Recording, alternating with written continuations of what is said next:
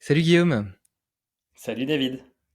Écoute, après plusieurs péripéties, je suis super content de te recevoir enfin sur ce podcast, pour parler, de sujets passionnants, tels que l'influence, l'intelligence artificielle, des sujets qui sont vraiment, au cœur de l'actualité en ce moment. Mais avant de rentrer dans le vif du sujet, je te propose de te présenter en 2 mots. Alors, je m'appelle Guillaume Mikowski, j'ai 44 ans, je suis père d'un enfant qui s'appelle Harry, alors pas le Harry anglais, mais Harry Aery, qui a 5 ans, un petit peu plus de 5 ans, et je m'amuse dans le secteur de la communication depuis plus de 20 ans maintenant. Euh, et voilà, j'ai de la chance, j'ai la chance d'évoluer dans ce métier. Cool, ça c'est un sacré historique, presque un dinosaure, ça doit être, c'est assez intéressant de voir, comment est-ce que tu l'as vu, évoluer, se structurer. Tu pourras peut-être, me dire, 2 mots sur cette progression, sur cette croissance. Mais si on part un petit peu, aux origines, qu'est-ce qui t'a donné envie de bosser dans la pub? Ou dans la communication? Ah, aux origines, alors, ça remonte très loin puisque j'avoue être un peu un fils de journaliste et de psychosociologue. Alors côté de ma maman, c'est psychosociologue, donc elle opérait dans les études, dans le milieu des études marketing et des spin doctors dans la politique, et donc j'ai été nourri de verbatim et de gens autour de moi qui étaient soit dans la publicité, soit dans l'univers du marketing. Et du coup, j'étais passionné par ces enjeux de marque, de prise de parole, de sujets à évangéliser, à faire mieux comprendre, à magnifier, etc. Et du côté de mon papa, bah, journaliste, il a disparu quand j'avais 12 ans, mais il m'a transmis euh, beaucoup de choses et un truc très important qui était la curiosité. Il me demandait, il me disait, mais sois curieux, teste, apprends des autres, comprends, écoute et lis. Et c'est vrai que je lis, bah, aujourd'hui encore un à deux bouquins par semaine, donc c'est resté en moi, mais j'avoue avoir eu à partir aller de mes 15-16 ans, j'étais une génération aussi culture pub, était baigné dans le monde de l'image, génération télé aussi un petit peu, beaucoup, et en fait je voulais évoluer dans ces métiers, et les choses qui me faisaient le plus rêver, étaient les plus belles publicités, étaient les publicités de l'époque, et du coup voilà, c'était naturellement en fait, je réfléchissais même pas à aller à évoluer dans un autre secteur que le secteur de l'image, la communication, la publicité ou autre, mais que je sois dans le monde de l'image, ça c'était important, et de l'information, ça l'était tout aussi. Donc tout ça cumule tous ces éléments. Donc voilà, la jeunesse, elle est là, et puis est arrivée très très vite, quasiment après les bancs de l'école, Brain Sonic. Donc voilà, je m'éclate. Trop cool. Je partage, cet amour, et cette volonté de cultiver, ma curiosité, tout azimut. Et d'ailleurs, j'imagine que c'est grâce à ça que tu as réussi, en partant, peut-être d'un monde, hyper dominé par le print, qui a évolué vers la TV, puis après, le full digital et maintenant, les réseaux sociaux et puis l'intelligence artificielle, de réussir à chaque fois à être un petit peu pionnier, dans ces différents secteurs. Est-ce que tu as l'impression qu'il y a une forme de schéma qui se répète, que c'est simplement que les supports qui évoluent avec l'époque, ou bien que la publicité se révolutionne, vit de réelles révolutions au fur et à mesure du temps? Alors, c'est une très bonne question, c'est une super question. Hem, je pense qu'il y a des mécaniques qui perdurent, et des canaux qui sont là pour durer, et qu'il y a des éléments sur lesquels il n'y a pas de révolution. Après, il y a eu quand même des grandes révolutions ces 20 dernières années, et j'ai eu la chance de les vivre. Moi, je pense, je m'estime vraiment chanceux de vivre à cette époque. Je suis pas du tout de la team, c'était mieux avant, même si évidemment il y avait plein de choses mieux avant. Moi, depuis 20 ans, je vois des révolutions s'opérer les unes après les autres et qui viennent tout changer. Je suis né quand même dans les études, enfin à travers mes études, avec Kotler sous le bras, si je vais un petit peu plus vers la fin de mes études. Et en gros, je vais pas caricaturer, mais on avait une mécanique qui était, enfin, on voyait un truc qui était important, c'était l'émetteur, le diffuseur, le récepteur, et quelque part, il fallait avoir depuis mais presque depuis la nuit des temps. J'en mets depuis les places de village euh, ou les roadshows opérés par les troubadours, etc. Fallait être au meilleur endroit avec la plus grande portée de voix. Donc je suis au centre du village dans un marché. Si je criais plus fort et que j'étais bien placé, j'avais quand même plus de chances que mon voisin qu'on vienne acheter mon poisson. Et finalement, c'était exactement la même mécanique sur les grands médias classiques. Et c'est la même d'ailleurs que sont la télévision, le cinéma, etc. Et des grandes marques qu'on connaît encore aujourd'hui étaient leaders parce elles touchaient euh, beaucoup plus de touch points et elles avaient beaucoup plus de budget média. Ça a un petit peu été renversé, je trouve. Enfin, on a constaté ces 20 dernières années par plein de choses. Il y a eu plusieurs révolutions. D'abord, la révolution de l'écran avec d'autres écrans qui sont nés, le mobile, les écrans dans les magasins, l'iPad, enfin les tablettes, etc.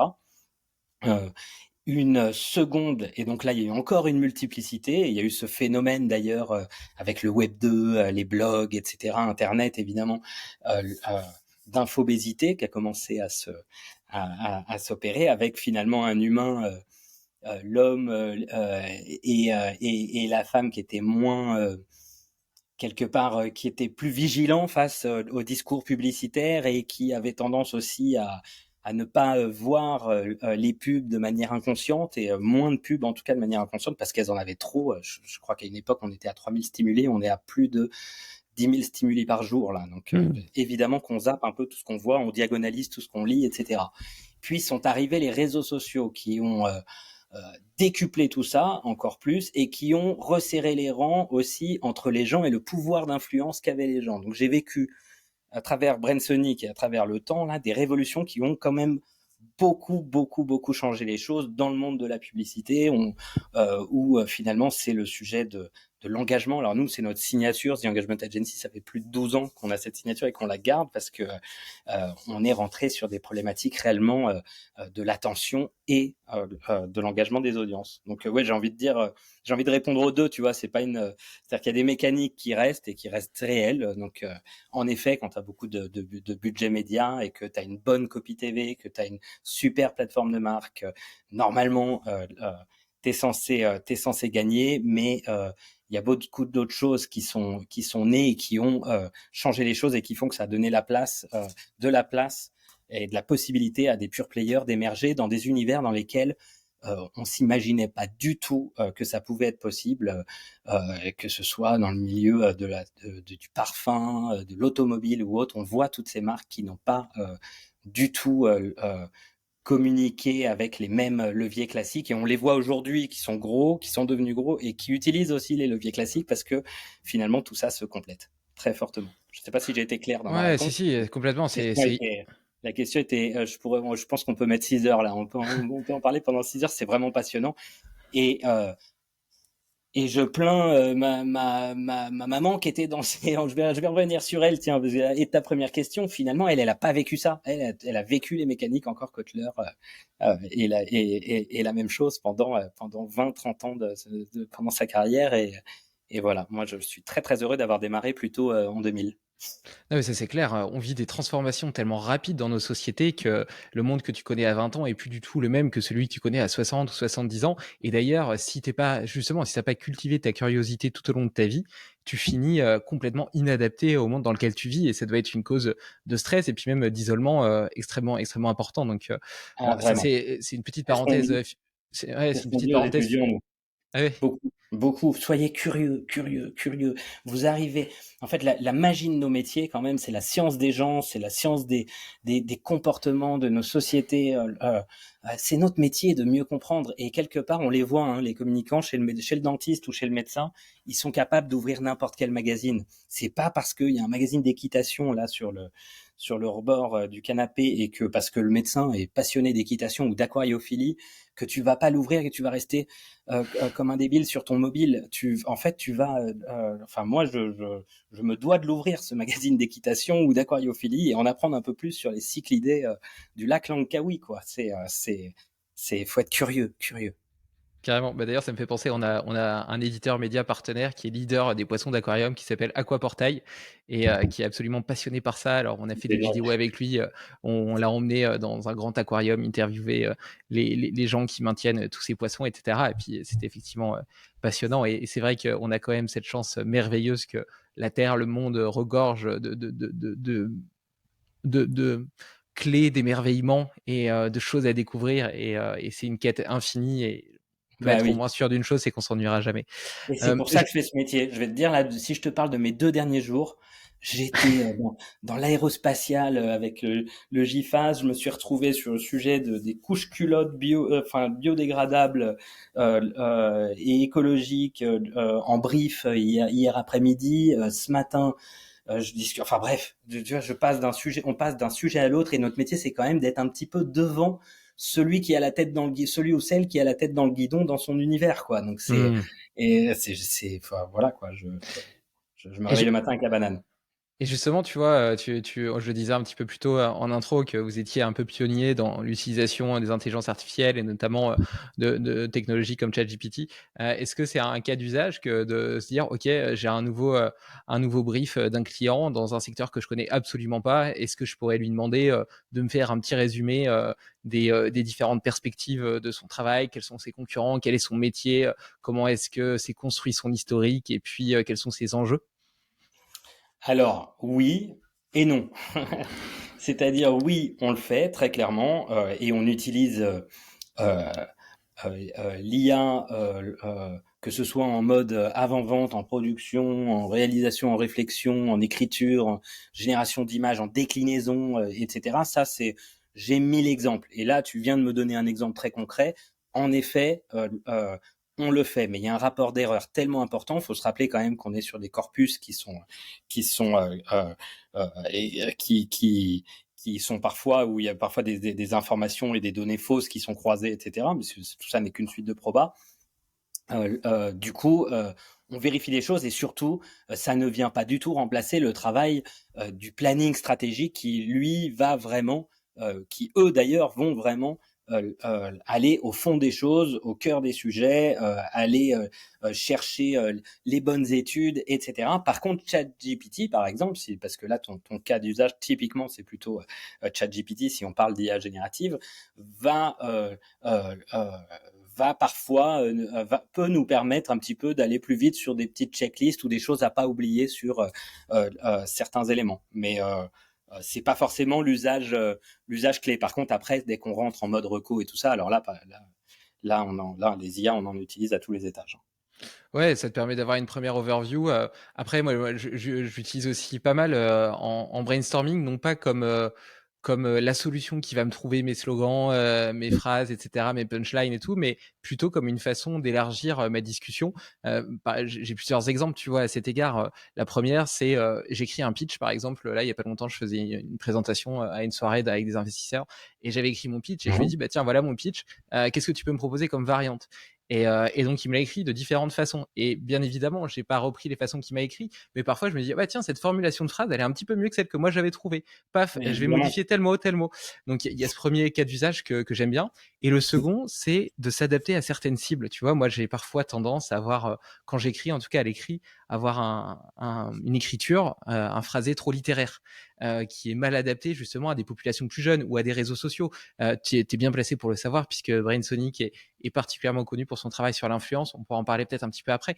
Mais justement, tu vois, si je dois communiquer sur LinkedIn, sur Instagram, moi, je suis pas très bon, tu vois, j'ai du mal à avoir ce langage de jeune, etc., tu vois. Et donc, je peux lui dire, bah tiens, j'ai écrit ça de telle façon, analyse tel post LinkedIn, tel post LinkedIn, tel post LinkedIn. Et maintenant, j'aimerais que tu me réécrives ce que moi j'ai écrit, mais de façon avec une matrice adaptée à ces différents réseaux sociaux.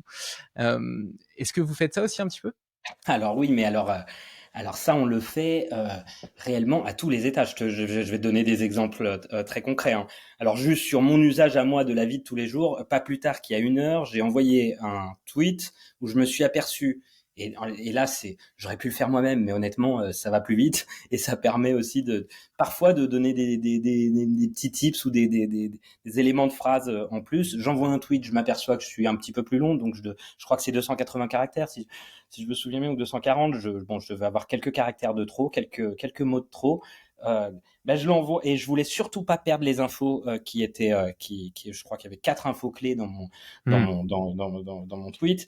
Ben je le soumets à ChatGPT, il m'en a proposé 3 et je me suis aperçu que c'était peut-être un petit peu plus technique. Du coup, j'ai dit bon bah là on va est-ce que tu peux me le simplifier encore un tout petit peu et surtout me le rendre plus abordable pour les néophytes. Bon bah là il s'est trompé, c'est pas grave, j'ai pris le tweet d'avant qui était très bien et quelque part j'allais un peu trop loin dans ma demande parce que même moi ma perception de la technicité du message était pas forcément bonne. C'est un exemple d'il y a 1 heure, mais maintenant sur des clients, des sujets. Alors par exemple en social, en copywriting, je sais pas moi par exemple, c'est pour un retailer sur Pinterest. En fait, on a nourri l'IA avec le tone of voice de la marque, une centaine de posts avant, parce que là on parle en fait d'un sujet de référencement quand on parle de Pinterest. Hein. L'idée maintenant, c'est que dès qu'on ajoute une affaire, je sais pas, un pull, un nouveau pull ou un nouveau jean, etc., et qu'on donne une toute petite description, et ben tac, il va écrire autour, il va nous proposer des choses et on va réécrire évidemment. Alors pas moi, hein, c'est le ou la community manager qui va travailler la chose. Et il y aura des propositions d'hashtag qui seront faites. En fait, là où elle pouvait mettre peut-être 15-20 minutes, on va dire, et ben maintenant elle en met 2. Ouais, c'est C'est un incroyable. exemple, mais des exemples, alors là, là-dessus, si tu as 1 heure, on les prend. Je te donne un autre exemple, juste comme ça, Vas-y, vas-y. parce que réellement, je pense que en contenu social media pour nos clients dans le cadre de Run, je pense on a dû générer plus de 10 000 contenus boostés par l'IA, pas réalisés intégralement par l'IA, mais boostés par l'IA ces 6 derniers mois. Euh, un autre exemple concret sur les sujets d'advocacy et notamment de leader advocacy. On peut aller plus loin dans l'employé advocacy. Tu vois ce que c'est l'advocacy, le leader Non, advocacy? pas du C'est tout. en gros, on associe des membres, par exemple, d'un COMEX aux prises de parole de l'entreprise parce que ce sera beaucoup plus pertinent de parler, de porter des sujets via les leaders de l'entreprise, entre guillemets, via les patronnes et les patrons de l'entreprise, que via la marque elle-même. Cette marque, elle peut avoir des arches narratives autour de sa plateforme de marque très importantes et des choses à dire que vont porter ces émetteurs avec quelque part leur leur tonalité, l'image je sais pas moi par exemple, lui c'est le directeur commercial donc c'est pas un expert, c'est un évangéliste. Et ben ça va être un évangéliste. Son tone of voice va se rapprocher de celle de la marque, mais c'est aussi un humain donc évidemment on va voir lui comment il parle, etc. Et puis derrière lui, on va écrire en fait, on va l'aider à avoir des prises de parole parce que c'est un métier et que même s'il connaît très bien son sujet, on va l'aider à mieux parler sur les réseaux sociaux, notamment par exemple LinkedIn, etc. Et ben, pour trouver les sujets, pour les scanner, pour écrire, évidemment, on va être aidé. Enfin, le consultant édito qui n'était pas aidé avant va être aidé, mais alors en plus, pour faire briller ce contenu, une fois qu'il est publié, donc on va dire que l'évangéliste a publié son contenu sur LinkedIn, eh bien, l'idée, c'est de faire briller encore plus ce contenu en le teasant en le teasant avec les autres membres du COMEX. Mmh. Eh bien, on va générer quelque part des teasings ou des sous-titres, quelque part des mini récaps de la part des autres avec leur prisme à eux et leur tone of voice à eux et leur rôle à eux. Donc l'expert, il va dire ça autour de ce que tu as dit et il va le partager sur LinkedIn par exemple et sur ses réseaux sociaux et il va attirer les gens vers ta tribune ou ta page. L'autre, ce sera le rigolo, ou l'autre, je Ouais. caricature. Lui, il va donner une pointe d'humour. Et en fait, on n'a plus des passe-plats un peu débilos, entre guillemets, j'ai envie de dire, qui vont dire ah, c'est super, ah, c'est génial, ou Ouais, à ouais. lire, lisez ça, etc. On va vraiment apporter un peu plus de fond et puis en plus, on va un peu craquer les plateformes, puisque les plateformes ouvrent le reach beaucoup plus facilement quand c'est des vrais gens qui agissent autour d'un contenu.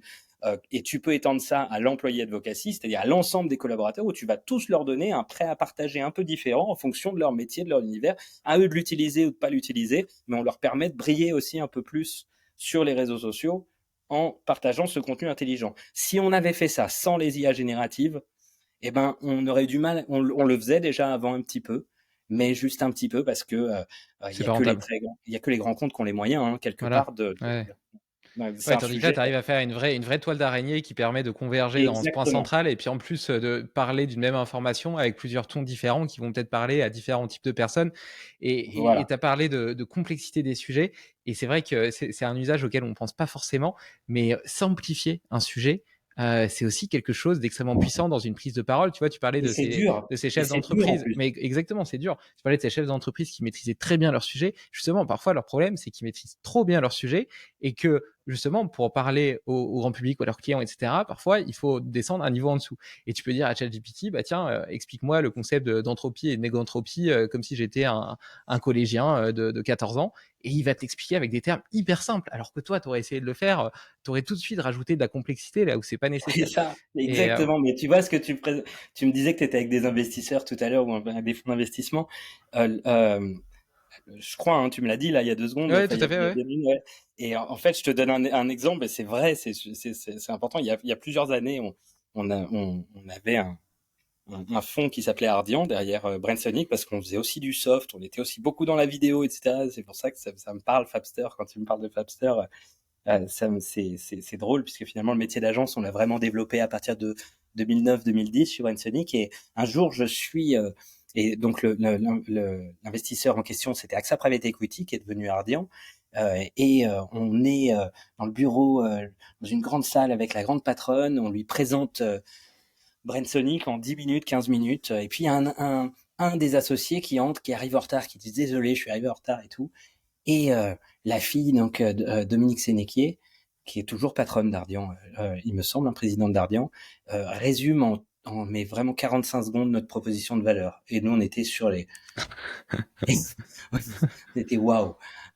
Et ben aujourd'hui, ChatGPT peut t'aider parfois à te faire ce waouh parce que c'est juste qu'on avait la tête dans le guidon et qu'on ne parlait que toute la journée en permanence avec des gens qui étaient pas novices et on n'arrivait pas forcément à simplifier, évangéliser, simplifier notre proposition de valeur.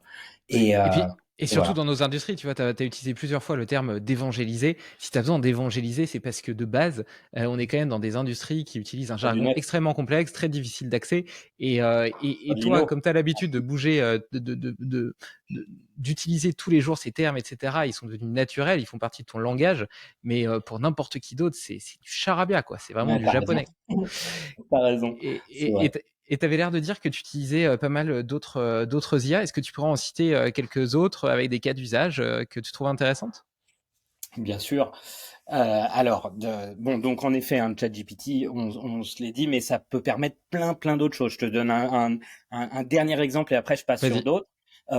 C'est une copine qui dirige une autre agence. C'est une agence événementielle, pour une belle agence. Ben attends, mais je vais la balancer. Hein, c'est Muriel, la patronne de Levé de Rideau, qui nous disait, ouais, j'ai gagné un appel d'offres en proposant une salle grâce à ChatGPT à Mougins, qui avait une exposition sud, etc., qui n'était pas proposée c'était leur rôle, hein, de trouver des salles. Et surtout, il y a des agences qui sont là pour ça, pour te proposer et pour te proposer des lieux en fait. Et ce lieu avait été proposé unique. Ce lieu unique avait été proposé par ChatGPT. Et elle a gagné l'appel d'offres. Donc tu vois, c'est te dire, c'est que parfois aussi, ça vient un tout petit peu te remplacer sur un truc auquel tu n'avais pas pensé, quoi, tout simplement. Et là, c'est concret. Elle a gagné là-haut. En autre, en autre IA, alors dans les débuts, on était euh, DALL-E, ChatGPT, Midjourney. Clairement, Midjourney, c'est vraiment resté un peu moins que DALL-E. Je pourrais pas. Alors, je ne suis pas euh, opérationnel sur tous les métiers et surtout, je ne suis pas avec les CM, les créatifs, les motion designers, etc., qui utilisent aussi des IA très spécifiques. Mais je sais par contre que Midjourney, je crois que chez nous, ça a généré déjà je pense que ça c'est, on a mis le Discord de Brainsonic pour pouvoir prompter mid-journée. Alors maintenant c'est payant, donc on a la licence, mais je pense qu'on a déployé peut-être en novembre ou en octobre au niveau de toute l'agence. Mais Hmm. avant on utilisait déjà mid-journée et aujourd'hui, Vous avez été je vachement crois qu'on met un précurseur en peu. fait. euh, alors oui, il y en a d'autres. Il y a Ogilvy aussi qui est pas mal, mais je pense qu'on est les deux très pionniers parce que Ouais. sur 130 personnes, je pense que qui utilisent tous les jours les IA génératives, hein, parce que l'IA de manière Oui. Bien sûr. Voilà, elle est partout. Les IA génératives, je pense que depuis cet été, quasiment tout le monde, donc tu vois, presque un an, hein.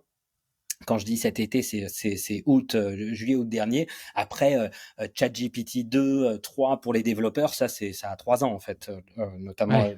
Fou. ChatGPT 2. Mais c'est des populations très très spécifiques.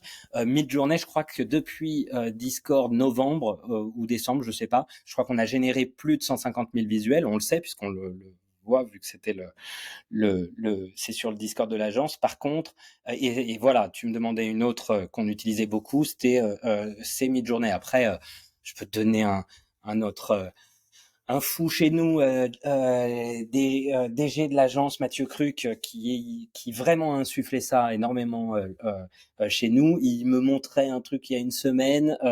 Il avait généré une image de lui à la Pixar via Midjourney. Alors attention à la Pixar parce que là on joue, on se le montre entre nous, mais ça on le ressort pas parce qu'il y a un sujet de copywriting. On en reparlera.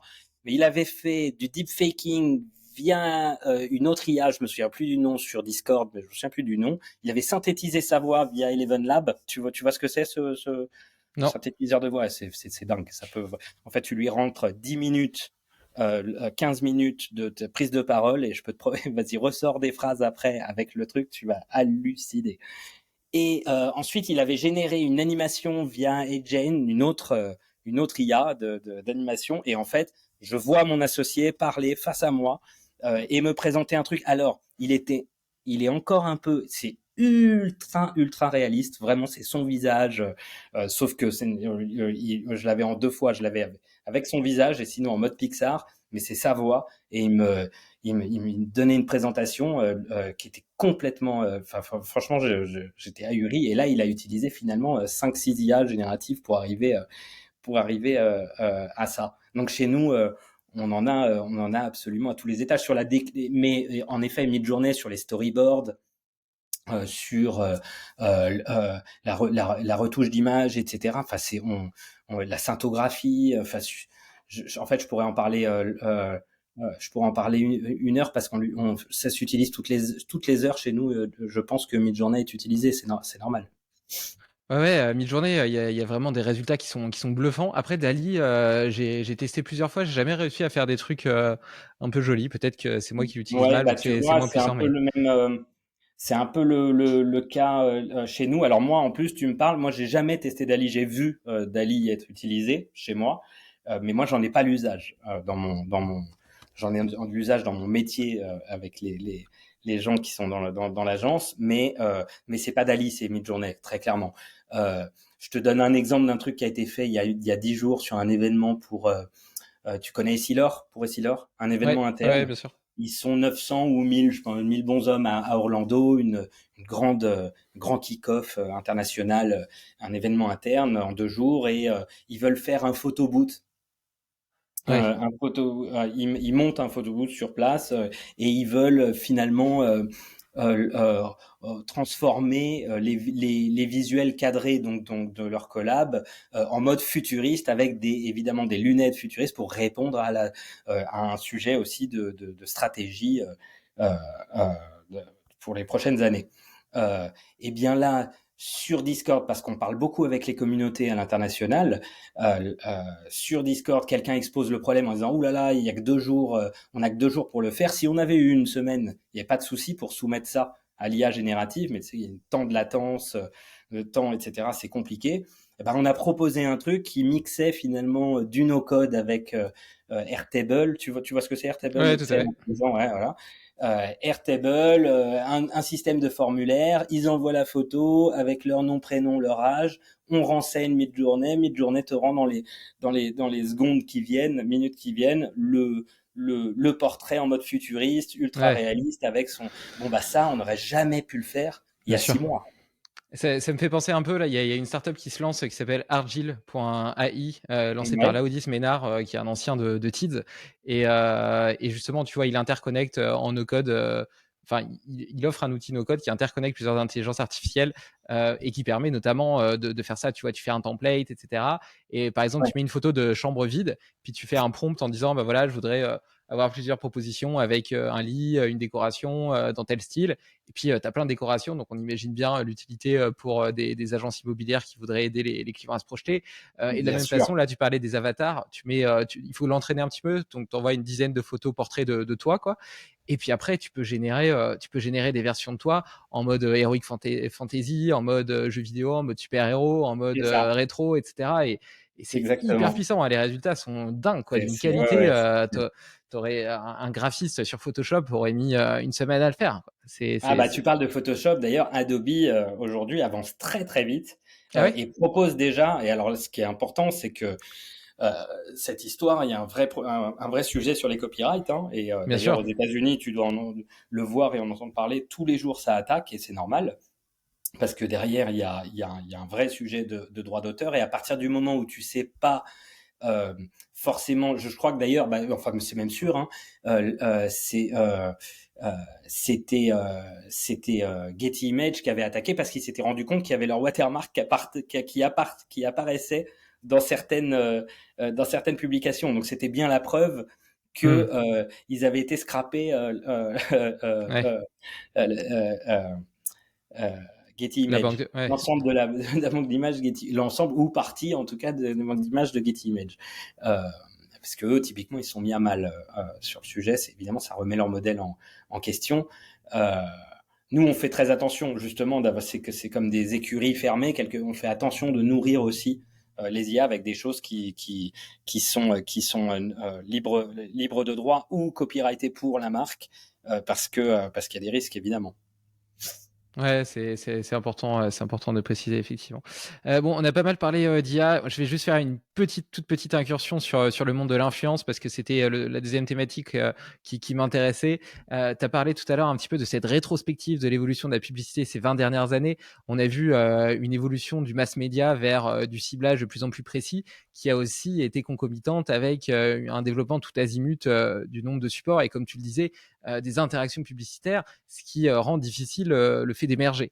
Et les influenceurs peuvent peut-être être une réponse à ça, parce que, outre le fait de te donner leur légitimité, ils ont permis de développer un format qui se rapproche plus du brand content et qui amincit la frontière entre un contenu éditorial et une publicité. Ce que personnellement, je trouve assez intéressant, assez faire.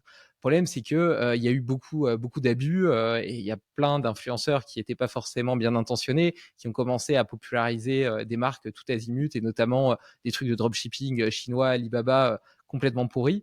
Et là, récemment, on voit de nouvelles tendances, notamment de désinfluencing, donc des influenceurs qui disent au contraire, achetez pas ça.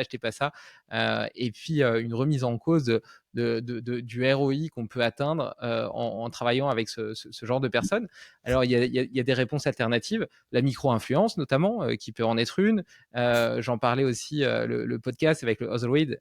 J'ai enregistré un super épisode avec Thomas Lombert sur le sujet. Je te racontais ça avant de démarrer l'épisode. Voilà, qu'est-ce que tu en penses, toi? Parce que vous utilisez beaucoup ces canaux. Quelle est ta vision aujourd'hui du monde de l'influence et comment est-ce que tu la vois évoluer un petit peu dans ce monde en mutation et puis aussi dans ce contexte de fin des cookies où du coup le ciblage deviendra quand même peut-être un peu plus difficile tel qu'on l'opère aujourd'hui et du coup, bah, quelque part, avoir un influenceur qui est leader sur une thématique, c'est une forme de ciblage cookieless.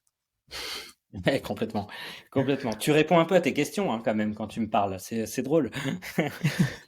En fait, et tu as raison, et je suis complètement en phase avec ce que tu dis. Donc, tu vois, on va complètement, je suis complètement en ligne. Nous, ça fait longtemps, évidemment. Alors, après, ça fait longtemps et on n'était pas les premiers, et l'influence existe depuis toujours, puisque on est d'ailleurs tous influenceurs de quelqu'un et quelques-uns, hein. On a tous souvent on met trois cercles, tu sais, t'as la famille, les amis, les gens qui t'estiment et l'entourage qui te connaît ou autre et qui t'estime et sur qui tu peux avoir un pouvoir de persuasion.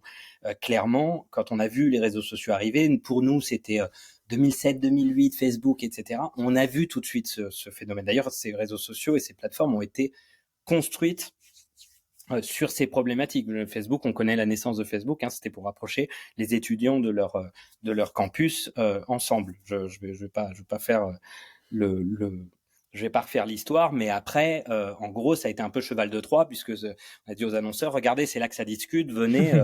etc. Sauf que quelques années plus tard, maintenant si tu veux discuter, si tu veux être vu et qu'on te voit, faut payer. Sauf que le phénomène de la nano, micro et de l'influence en général a complètement continué et s'est resserré, puisque aujourd'hui on peut être influencé par beaucoup plus de personnes. Et d'ailleurs, tu as une pyramide de l'influence qui existe encore une fois depuis longtemps. Là, ce que je vais dire, c'est vraiment des portes ouvertes, mais c'est important de le dire, parce que dans la timeline, quelque part, c'est aussi ce qui a constitué des agences comme nous. On travaille sur des budgets 360, mais on nous appelle les agences aussi un peu conversationnelles, parce qu'on utilise toutes les mécaniques de ces plateformes, de ces nouveaux phénomènes, de ces phénomènes d'influence entre pairs, etc., pour aider les marques à mieux entrer en relation, à mieux engager, à mieux impacter leur message vis-à-vis de leurs différentes audiences. Leurs audiences qui sont donc composées d'individus qui vivent ces changements majeurs. Et une fois que j'ai dit ça, oui, en fait, du coup, les expériences d'influence, l'influence a complètement explosé ces 15 dernières années. Et c'est pas du tout le Far West actuellement, mais il y a eu de la part de, allez, maximum 1%, je crois que c'est même pas ça. Je crois que j'avais vu une étude de Rich sur le sujet, et si je me souviens bien, c'est 0,5% des top influenceurs et des influenceurs. Alors, ils sont surtout à Dubaï, ils viennent de la télé-réalité, enfin, on voit à peu près qui c'est. Ils ont commencé à être dénoncés. Nous, avec mes collègues et autres, on était un peu avec les pop-corn il y a 1 an et demi, je crois, avec le conflit Magali Berda et Booba. Et Booba a intensifié avec sa communauté. Encore une fois, c'est venu du bas aussi, cette histoire. Et on peut parler de ces phénomènes avec les gilets jaunes, etc., etc. Enfin, c'est drôle, parce qu'on revient sur un truc, un rêve de... C'est un catalyseur en fait. Ouais, exactement. Je repars en arrière, mais c'est d'un point de vue sociétal, c'était Coluche. Alors, je me souviens plus exactement de ses phrases, c'est horrible parce que mais il disait, tiens, un jour, en fait, on est dans une pyramide où tu as celui d'en haut qui voit pas du tout ce qui se passe en bas, sauf qu'en bas, ils sont beaucoup.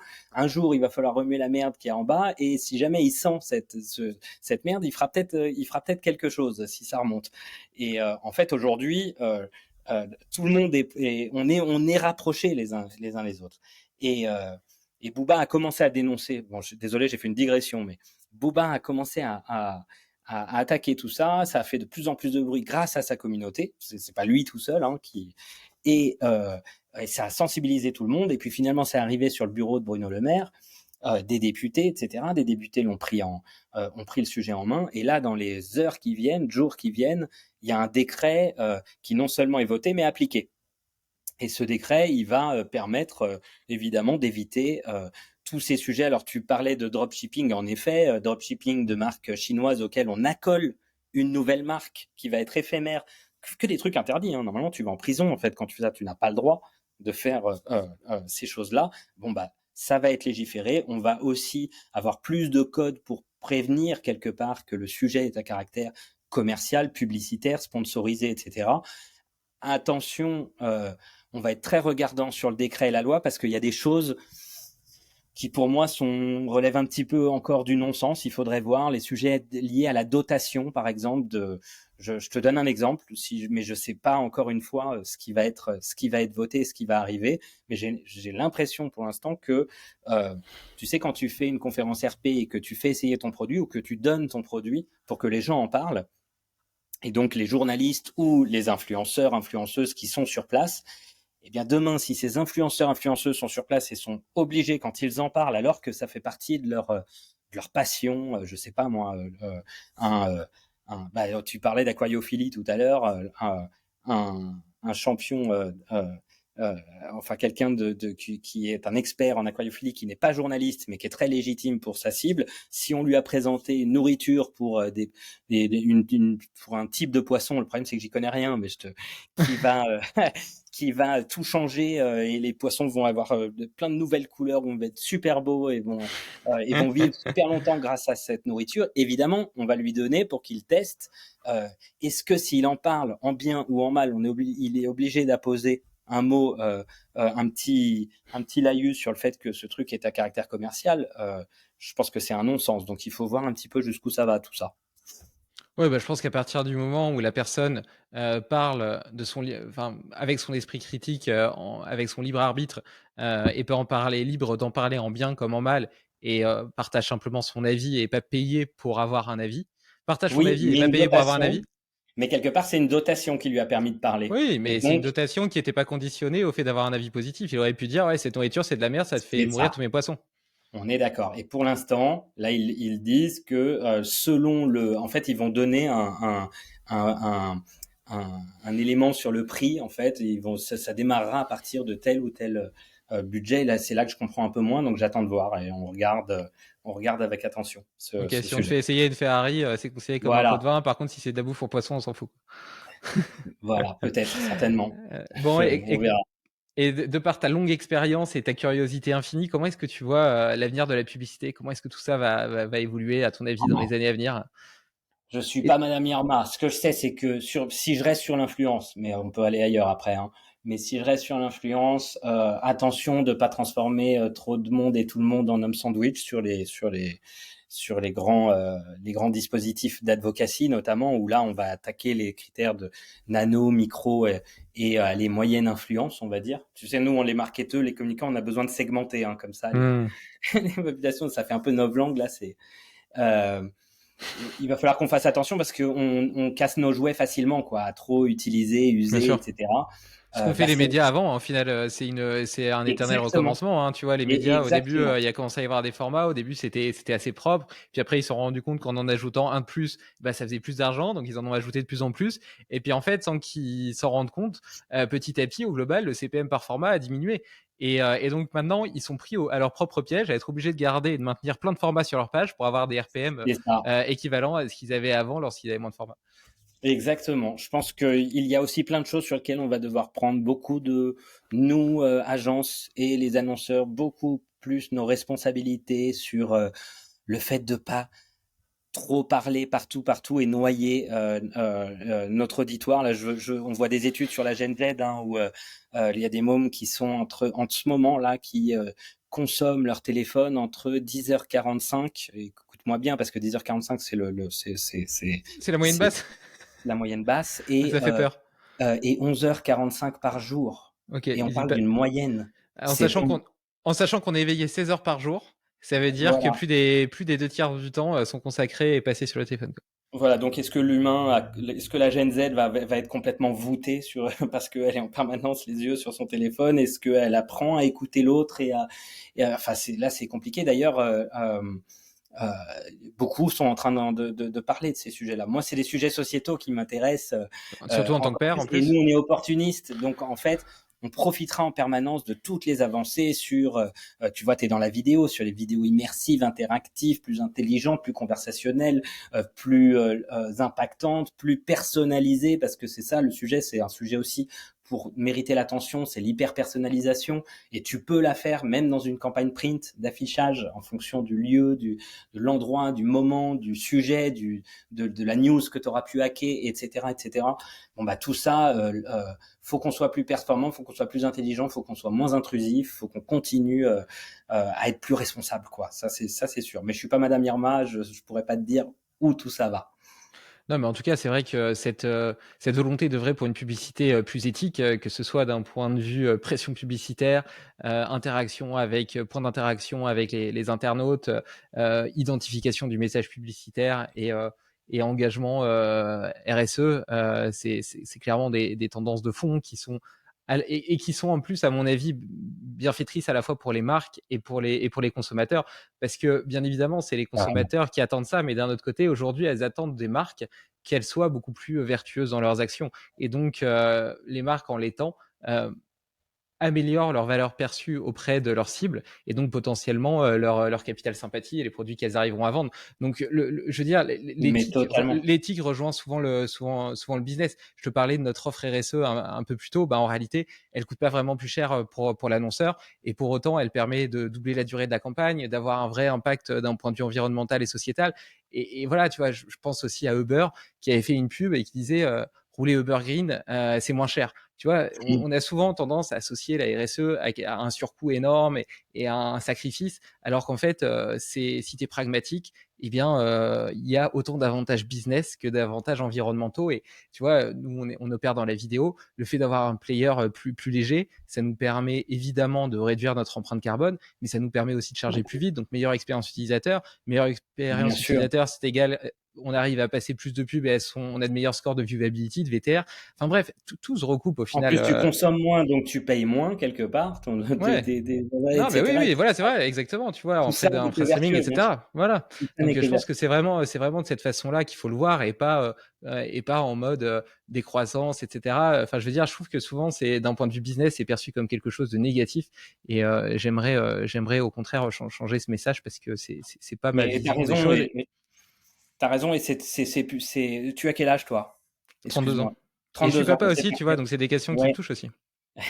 Et en plus, et puis je peux te dire que la génération qui arrive après toi, mais même la tienne, clairement, vous avez ça dans le cœur, quoi. C'est important parce que du coup, vous êtes aussi en train de nous aider, nous aussi, à changer les choses.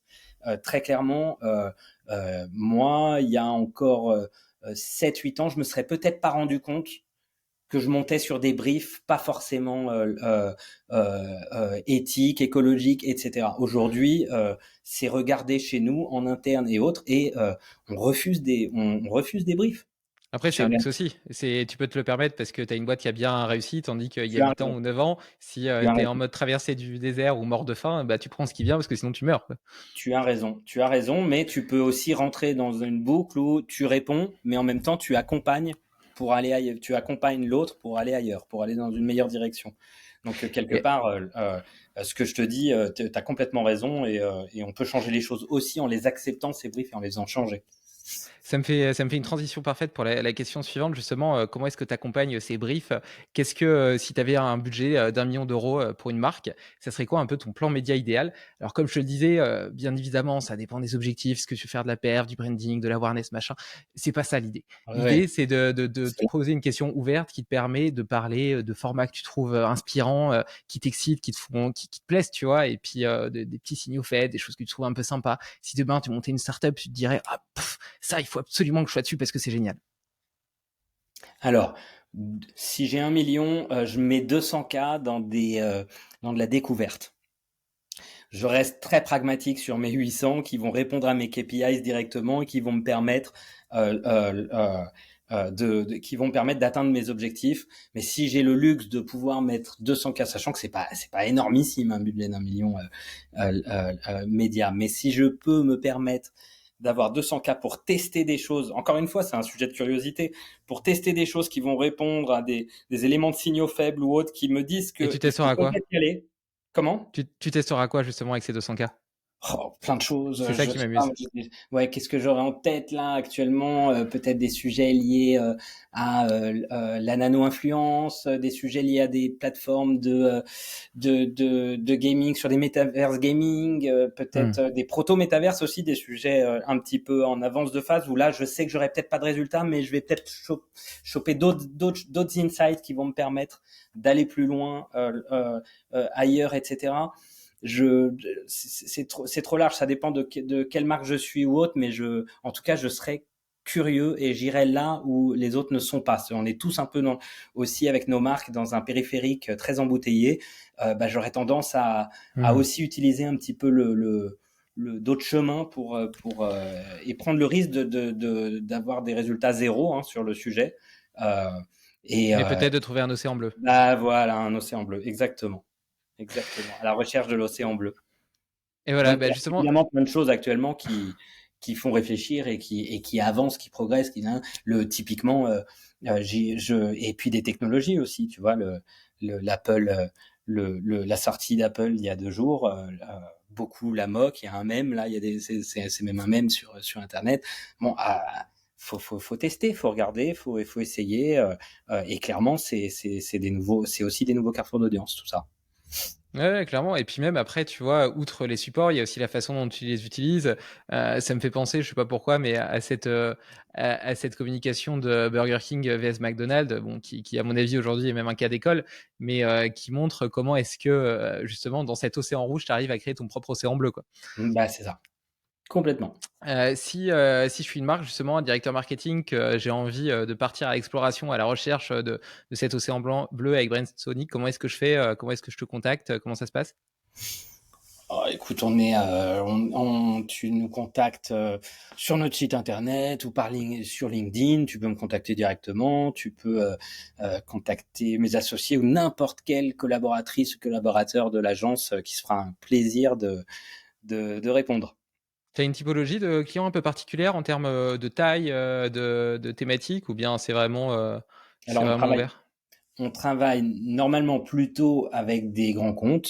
En tout cas, on nous voit beaucoup sur des grands comptes et c'est vrai, mais on travaille aussi pour des startups et des licornes. En fait, c'est le brief qui va nous plonger et on est Mmh. peureux. Donc on dit aussi non parfois parce qu'on sent qu'on n'y arrivera pas ou qu'on n'a pas les sensibilités en interne ou autres pour accompagner la marque. Euh, donc, et il n'y a pas de secteur de prédilection. On s'éclate autant à parler retail avec Leclerc, Leroy Merlin, etc., qu'accompagner Motorola, Lenovo. Et ça, là, on est plutôt dans les grands comptes. Mais typiquement, en ce moment aussi, on a gagné le budget Yomoni. Tu vois, bah là, on est sur des entreprises plus petites et qui sont passionnantes et on s'éclate et on est très très fiers d'être leur agence lead. Enfin, leur agence, quand je dis lead, parce que évidemment, ils travaillent avec d'autres agences sur des sujets spécifiques, mais là, quand on est sur le cœur de marque, les copies TV, Cilia, etc., c'est White Sonic, l'agence de Yomoni. Le fait d'être capable de dire non à certains briefs, c'est aussi un super argument de vente parce que ça montre que quand tu dis oui et ben, tu penses sincèrement que tu as des chances, d'atteindre, les objectifs, clients et ça je trouve que c'est un argument de vente, qui est quand même Oui, assez exceptionnel dans la alors, communication, quoi. alors on dit non pour différentes raisons, je t'avoue, et pas forcément. C'est intéressant. On dit alors non quand ça rejoint pas nos valeurs, ça c'est sûr, ça va très vite. En fait, ce non-là va très vite. Euh, Quand les éléments de brief ou la marque ou autre, il y a des choses où on se dit, bon, en fait, on n'est Dropshipping pas. chinois, c'est non. Comment? Dropshipping chinois, c'est non. Voilà.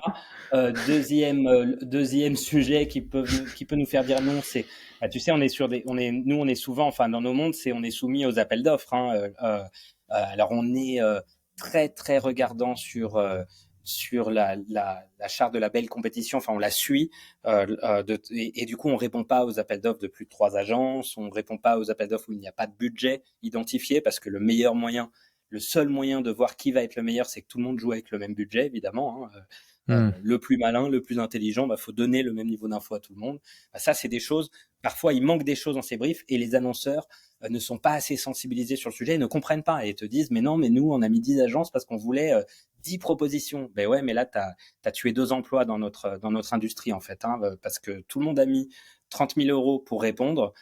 Tu fais ces 10 fois 30 000, bon voilà, tu as 300 000 euros, tu n'as choisi qu'un acteur, tu n'as pas dédommagé les autres, eh bien tu as fait cramer dans l'industrie 300 000 euros. Mmh. Ouais, Donc là, on dit c'est non, deuxièmement. Troisièmement, bah, on s'en sent pas capable parce que, en fait, même avec un super planning strat, même avec des gens géniaux, des hyper experts qu'on peut appeler à l'extérieur, etc., en fait, le sujet, les enjeux, les problématiques, on se dit, ouh là là, complicado, c'est vraiment très niche, c'est trop hyper spécialisé, etc. C'est déjà arrivé. Ça arrive très rarement. Là, ce nom-là, je pense qu'il arrive une fois par an, grand max, parce qu'en fait, on peut pas s'empêcher de s'intéresser à fond à tous les sujets. Encore une fois, on en je revient te à cette parlais. curiosité maîtresse. Mais oui, exactement. Et alors justement, pour assouvir ta curiosité, ta soif d'apprendre et de découverte, quel serait le prochain invité que tu aimerais entendre au micro de Brain Story? Alors, oula, plusieurs. Alors déjà, Bah, tu peux m'en des donner gens. plusieurs, hein, Ah, je d'accord. prends. des gens passionnants. Tu as par exemple Xavier Cazard qui a monté la Maison de la Conversation. Tu connais peut-être. Il était patron d'agence de com. C'était l'agence, c'est toujours d'ailleurs, c'est une agence qui est une belle agence qui s'appelle Entrecom. Il a monté la Maison de la Conversation. Il part du principe, un peu comme nous d'ailleurs les agences conversationnelles, etc., que la conversation doit être au cœur de tous les enjeux et que c'est peut-être pour ça aussi qu'on a énormément de mouvements sociaux et de problèmes dans notre monde. Hésite pas, Xavier Cazard, je pourrais te donner son contact. Ouais, si tu peux nous mettre en relation, je veux bien. Si tu veux tomber dans le à fond dans l'IA, etc. Mathieu Cruc, mon associé, je pense que il est dans les 5 personnes qu'il faut interroger en France actuellement sur le sujet. Il y passe des heures et tout son temps. Donc tu vois Allez, je ma version, prends. moi, vue d'avion, bah tu peux rentrer dans le moteur et là c'est Mathieu. Euh, je te parlais de nano-influence, micro-influence. Donc, Jean-Louis Bénard qui a créé Sociable là-dessus. Et donc là, tu es sur du Martech et très clairement très intéressant. Voilà, bah, 3, c'est pas mal. Tu m'en as Ouais, demandé 3, c'est plein, mais bien. j'en ai pas en tête. Sinon, je te le dirai en off après si. Écoute, si Comme, tu veux comment mettre ça en va. relation avec ces trois-là, en tout cas, c'est avec grand plaisir. Les sujets m'intéressent vachement, donc c'est top. Je te remercie de m'aider et de faire Avec plaisir. cette passation. Je vous mettrai en relation par mail, carrément. Et je te remercie pour cette conversation hyper riche, hyper stimulante. Merci Guillaume. On a dépassé un petit peu le Merci. temps habituel de ces podcasts, mais avec tant de Ah, vie et pardon. d'enthousiasme. Non, non, pas pardon. Au contraire, c'est moi aussi. J'ai eu envie de continuer à rebondir parce que justement, j'étais passionné par notre conversation. Donc, je te remercie pour ce moment qui m'a réjoui. Eh ben, plaisir partagé. Passez un très bon moment à tes côtés. Merci Mer- beaucoup. Salut. Merci, à plus.